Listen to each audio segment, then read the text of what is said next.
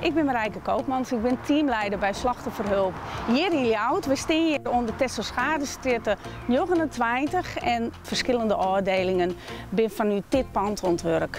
Als wij soms zaken binnenkrijgen, dan zit er wel eens bij graag Friestalige medewerker. Dus dan koppelen wij ook een Friestalige medewerker aan die cliënt, zodat ze in het Fries geholpen worden. Ik ben Linda Bekkema en ik ben juridisch medewerker bij Slachtofferhulp hier in Ljouwert. Naast psychische emotionele ondersteuning bieden wij dus juridische ondersteuning. Dat ken ik in het Fries, het spreekrecht. En dat is vaak nog wel onbekend bij meesken, merken wij.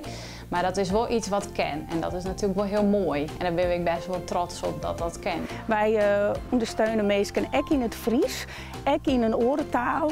Wij vinden het belangrijk dat meesken zich kunnen uiten in de taal wat het dichtst bij hun gevoel leidt.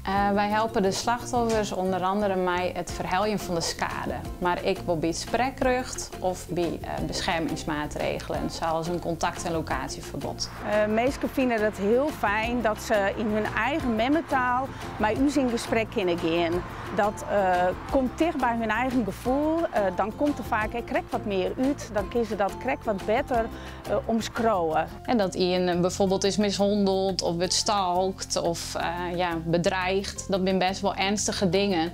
En om dat aan iemand te vertellen, dat kan soms best wel moeilijk zijn. Cliënten komen bij ons binnen via de politie.